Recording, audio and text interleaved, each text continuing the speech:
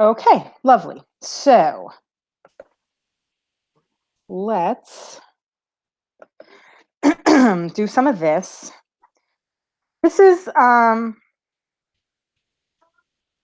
it's not that hard. I think this is definitely going to be the trickiest part of the unit, but I thought it would be beneficial for us to go over it together. Okay, so you guys are feeling okay with dominant and recessive? That makes sense?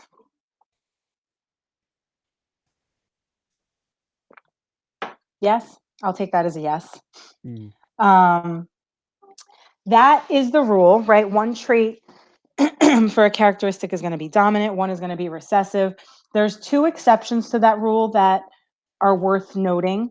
One of them is incomplete dominance, which sometimes you could refer to as intermediate inheritance.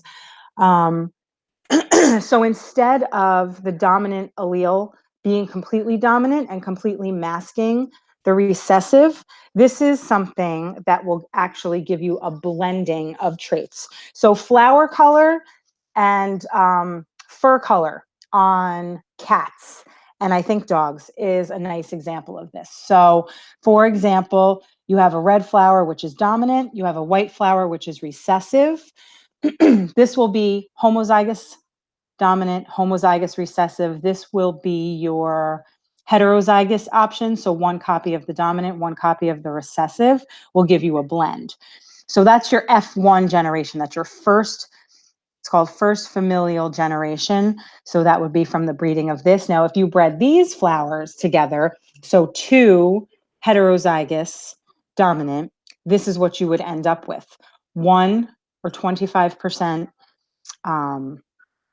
homozygous dominant, 50% heterozygous, which implies dominant, but in this case it's a blend, and then 25% homozygous recessive. Make sense? Blending? Mm-hmm. Okay, great. The other thing to discuss is something called codominance. And we're actually going to talk about this more next week, so we're not going to go too into it, but it's where you have alleles that are codominant to each other, and what that will do is show both traits at the same time. Human blood type is a nice example of that. So if you are type AB blood, that is codominant. A and B are codominant to each other. And we'll go into that a little bit more next week. We can really kind of take our time since finals are canceled. We don't have to rush, so we can spread this out over 3 weeks.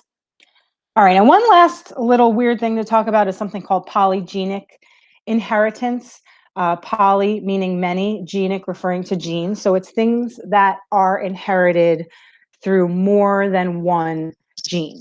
Things that tend to be like a blend of both of your parents. Height, skin color, eye color are all examples of polygenic inheritance.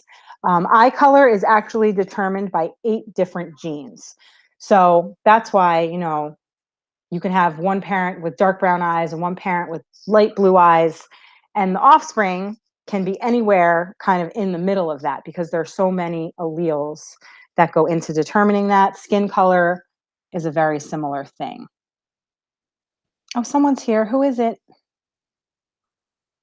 Hold on, I think somebody's asking to come in. Daniela. Hello?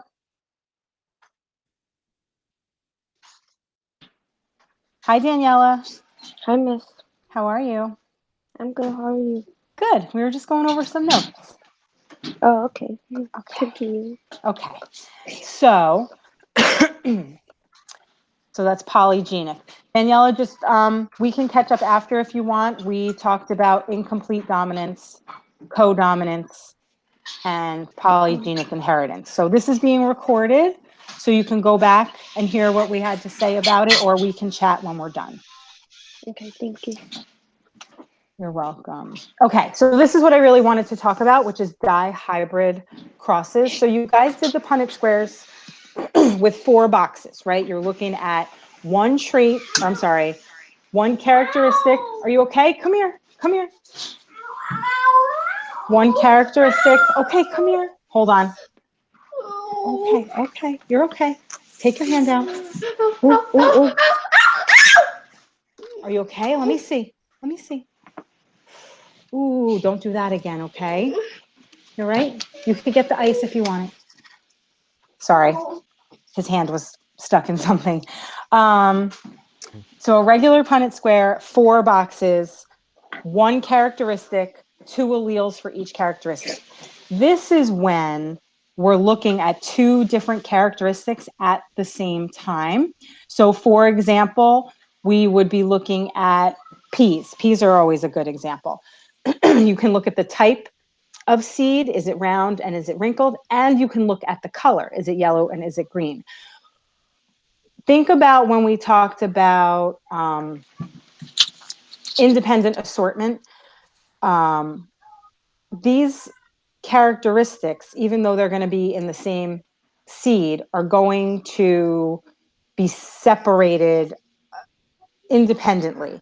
When the gametes are produced, they're not going to be connected. They're going to be separate. So this is where we'll be able to keep track of that.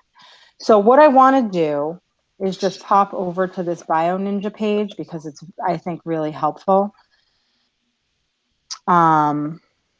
And this basically explains everything about doing a dihybrid cross. So these are 2 unlinked genes, and that's important because when you're looking at 2 unlinked genes, you get 4 different allele combinations. And just for that to become a little bit more clear, let's come down a little.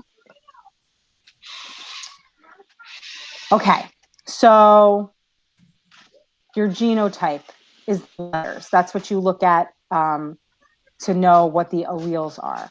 These are 2 separate characteristics. This individual is heterozygous for each.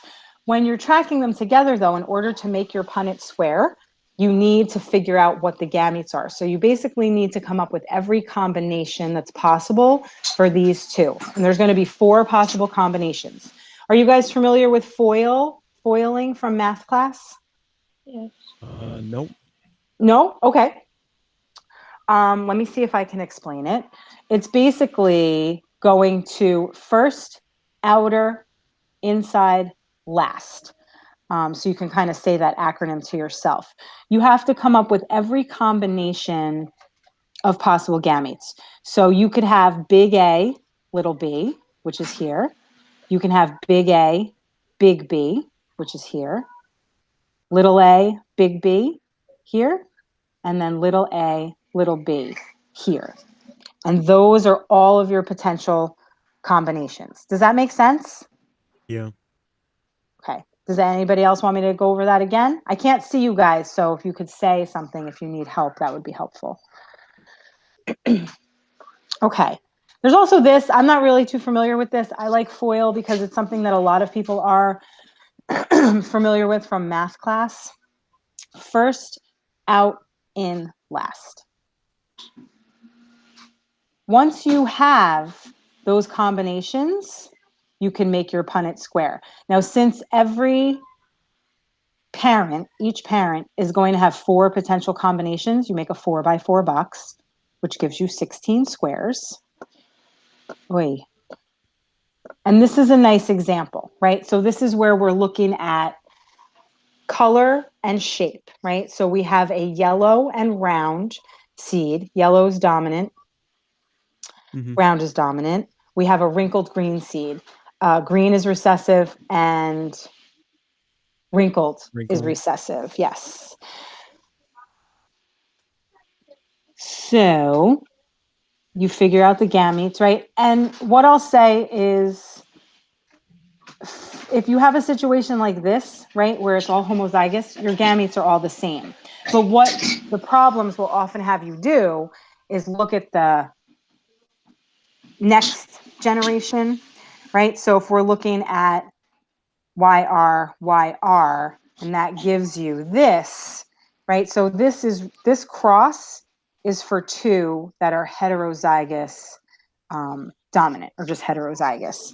So big Y, big R, big Y, little y, big R, little y, little r. And you can see Those are your gametes. And they're the same on both sides, because if both parents are like that, they're going to be the same. And then you just do your multiplication like you would do in a regular Punnett square. So big Y, big R are these two.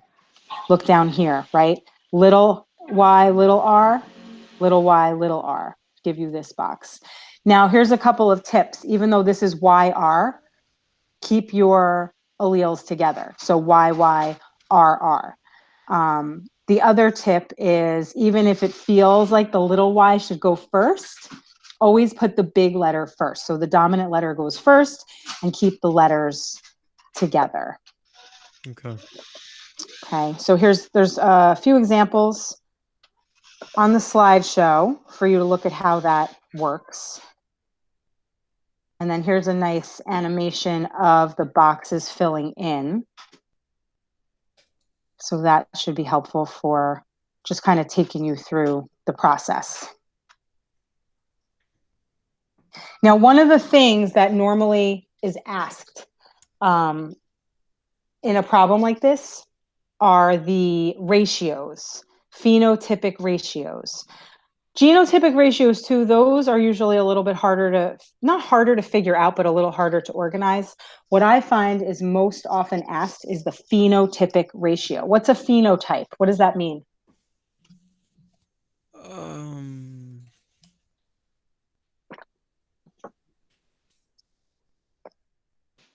Isn't a phenotype the way something looks? It is. P for phenotype, P for physical appearance. That's right. So the genotype is going to tell you exactly what's happening. The phenotype is what you see, what it looks like. That's good. Okay, so let's go through a practice problem. Do you want to do sheep or cats? Cats. Cats? Okay. All right. So what I love about this website, this BioNinja website, and I'll just click on this one, is that you can go through the problem and then click on it. Oh, now it's not going to work. Yeah. And then it gives you all of the answers, which is nice, because then you could check your work. Okay. So let's go through this together. In cats, the allele for gray fur is dominant over the allele for beige fur. So big G is dominant, little g is recessive. Solid coat, big S, is dominant over striped coat, little s. So that's your information. A pure breeding. What does pure breeding mean? Any ideas? What'd you say? Pure breeding. When a problem says pure breeding, That'd what be is? just like 100% one. Okay, how do Yeah, no, you're on the right track.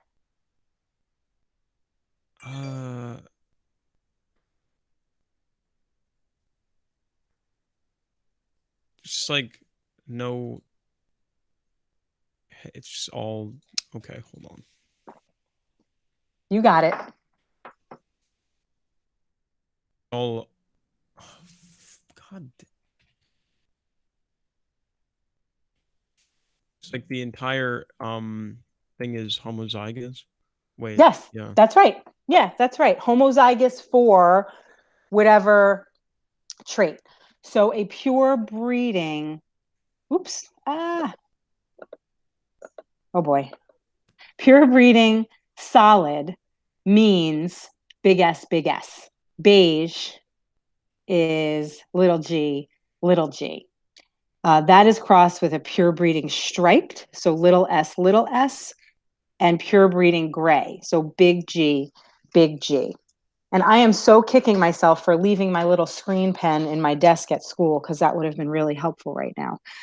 But if you guys could write this down, right? So we're going to breed big S, little g, little g.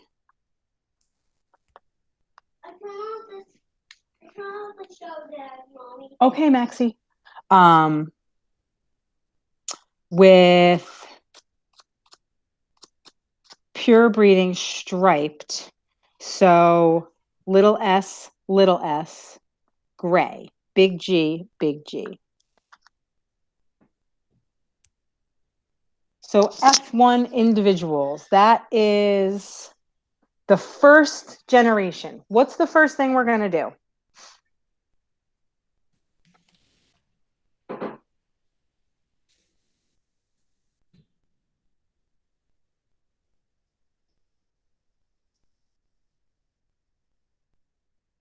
What's the first thing we have to do? Not paying a lot of attention. So the first thing we're going to do is find our gametes, right? So we have to figure out all the possible gametes of the parents. So we have to FOIL big S, little g, and little s, big G, right? Okay. So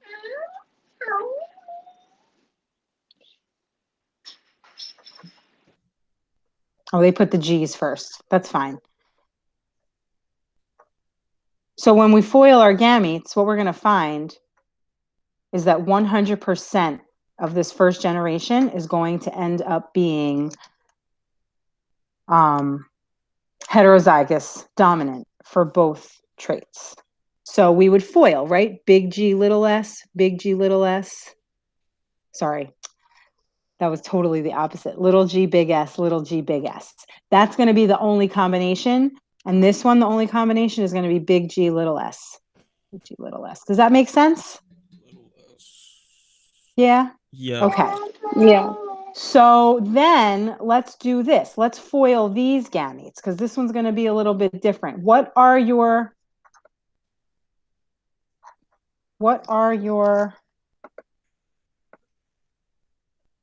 gametes for this? Let's FOIL them. Tell me what they are. For which ones? For this.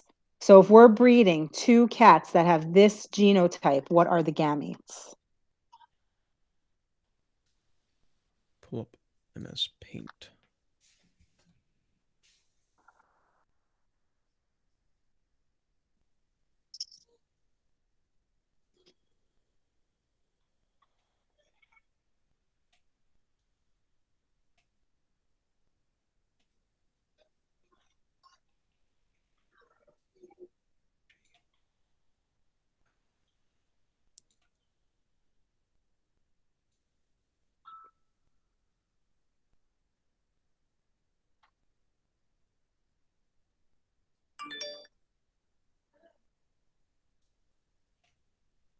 Anybody have it? Hey, what are we trying to figure out? You're going to figure out what the gametes are. So you're going to FOIL. First, outer, inner, last. First.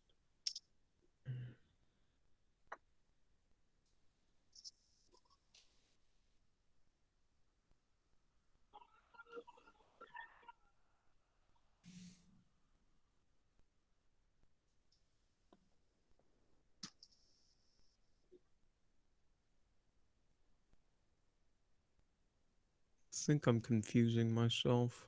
Okay, that's okay. So let me scroll down. So when we want to find the gametes, right? This is what we would be breeding. Big G, big S. Big G, little s. Little g, big S here. Little g, little s. Yeah, I made that thing. Okay. Oh, good. All right. So then we would be crossing this with a solid beige cat, which is purebred. So there's the color, there's the pattern, and then these are all the gametes that you would get from this cat, that solid beige, and then this is your cross. So you would end up with 50% solid gray and 50% solid beige. Cool. Does that make sense, guys? Yeah. Okay. My recommendation, well, you're going to do all the practices. So I would say also do this one for practice. You have a few documents to work on that have been posted. So this is a nice practice. There's a good resource here that's posted that just basically goes through everything we talked about. It shows you how to foil the gametes. It talks about what your ratios are. Okay, bud. One thing to note, anytime you're crossing parents that are heterozygous for both traits, your ratio, phenotypic ratio, is always going to be the same, 9:3 to 3:1. So take some time to look that over for sure. All right. Okay. Let's see. What do you think, guys? Yeah. It's just a bigger Punnett square. Yeah, it's a bigger Punnett square. I think the most challenging part is just foiling those gametes. Once you have that figured out and down, it's cake. Neat. Neat. Any other questions, guys? No. Okay. I just put grades in for the week that we did meiosis. So check Classroom, make sure you're up to date. If you're not up to date, submit stuff. You know, I put stuff in late. That's fine. We can come back together on Thursday and we could do it later in the day. That's totally fine. We don't have to do it at 8 o'clock in the morning. If you guys want to chat about any of this stuff that we just went over, what do you think? I don't really care what time it is. Okay. Here, I'm going to stop recording.